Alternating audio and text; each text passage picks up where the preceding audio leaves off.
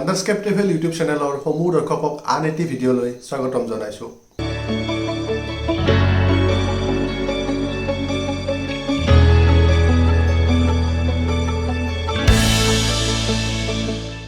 যোৱা কেইটামান ভিডিঅ'ত দিল্লীৰ লোটাছ টেম্পুল, সৰোজিনী নগৰ মাৰ্কেট আৰু গুৰগাঁৱৰ DLF চাইবাৰ হাব দেখুৱাইছিলোঁ। যদি ভিডিঅ'কেইটা এতিয়ালৈ চোৱা নাই তেতিয়াহ'লে আপোনালোকে চাব পাৰে, ডেছক্ৰিপশ্যনত ইয়াৰ লিংক দিয়া আছে। আৰু চেনেলটো যদি আপোনালোকে প্ৰথমবাৰলৈ চাইছে তেতিয়াহ'লে চেনেলটো ছাবস্ক্ৰাইব কৰিব আৰু নটিফিকেশ্যন বেল আইকনটো প্ৰেছ কৰিবলৈ নাপাহৰিব।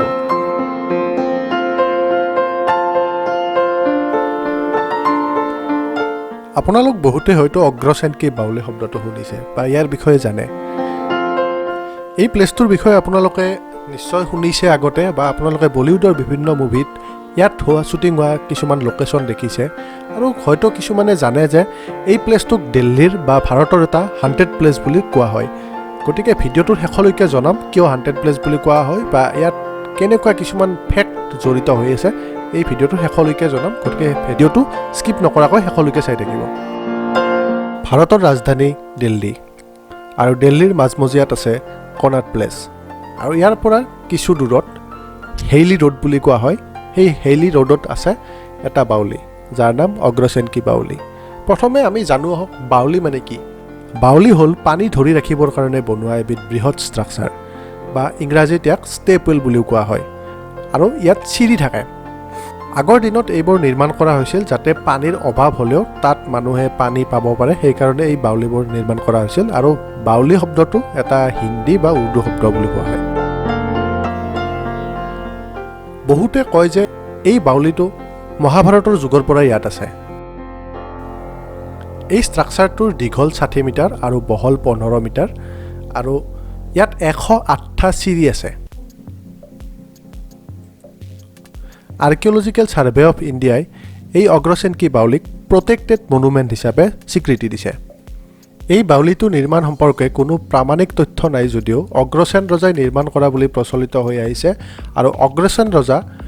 ভগৱান শ্ৰী ৰামচন্দ্ৰৰ বংশৰ আছিল বুলি বিভিন্ন তথ্যৰ পৰা আমি পাওঁ।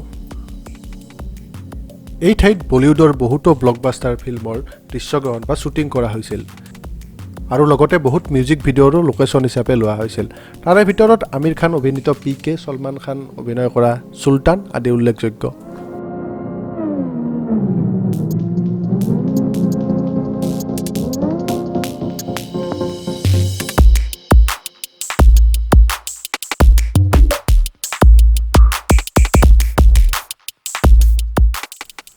ইয়াত পৰ্যটকসকলে ৰাতিপুৱা 9 বজাৰ পৰা গধূলি 5 বজালৈ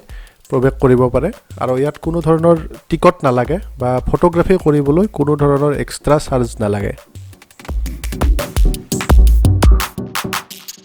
ইয়াৰে নিয়াৰেষ্ট মেট্ৰ' ষ্টেচন হৈছে বাৰখাম্বা ৰোড, জনপথ, মন্দি হাউচ আৰু ৰাজীৱ চৌক। ৰাজীৱ চৌক বা জনপথ মেট্ৰ'ৰ পৰা আপুনি যদি অটো ৰিক্সা লয় তেতিয়াহ'লে আপোনাৰ 40ৰ পৰা 60 টকাৰ ভিতৰত ল'ব, আৰু যদি আপুনি খোজকাঢ়ি আহে তেতিয়াহ'লে প্ৰায় 1.2 কিলোমিটাৰ হয় ডিষ্টেঞ্চ, আৰু খোজকাঢ়ি আহিবলৈ সময় মোটামুটি 15ৰ পৰা 20 মিনিট সময় লাগে।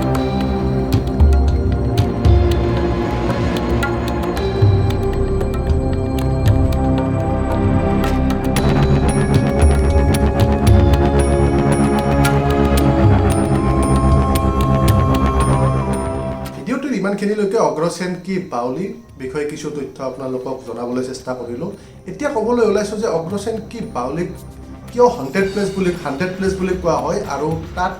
একচুৱেলি বহুতে কয় যে তাত মানুহে গৈ ছুইচাইড কৰিছিল আগতে, বা কি একচুৱেলি ফেক্টটো কি আছিল। আমি যেতিয়া তাত গৈছিলোঁ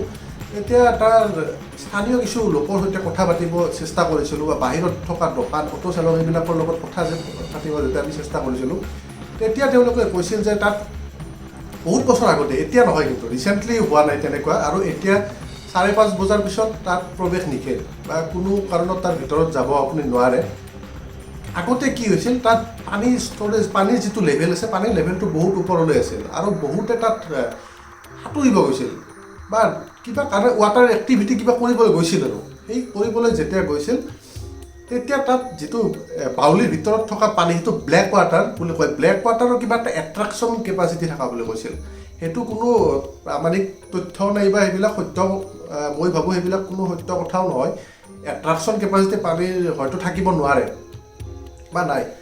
গতিকে সেই এট্ৰাকশ্যন কেপাচিটিৰ কাৰণে মানুহ তাত গ'লে তাত পৰি মৃত্যু হোৱা বুলি কয় বা তেওঁলোকে বাহিৰৰ মানুহখিনিয়ে কৈছিল আৰু যিখিনি মানুহক লগ পাইছিলোঁ কিন্তু তাৰ লগত আৰু যদি আমি চাইণ্টিফিকেলি চাওঁ তেতিয়াহ'লে কি হ'ব পাৰে কথাটো তাত ভিতৰত বহুত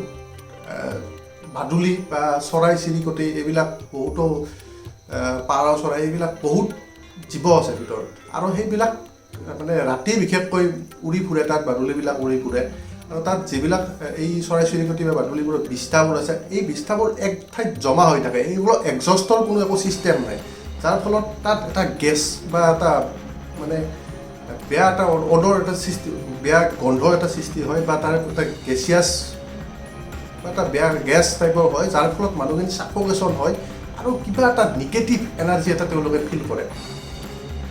যাৰে ফলত তেওঁলোকে তাত ভাবে যে আমাক কিবা প্ৰেছাৰাইজ কৰিছে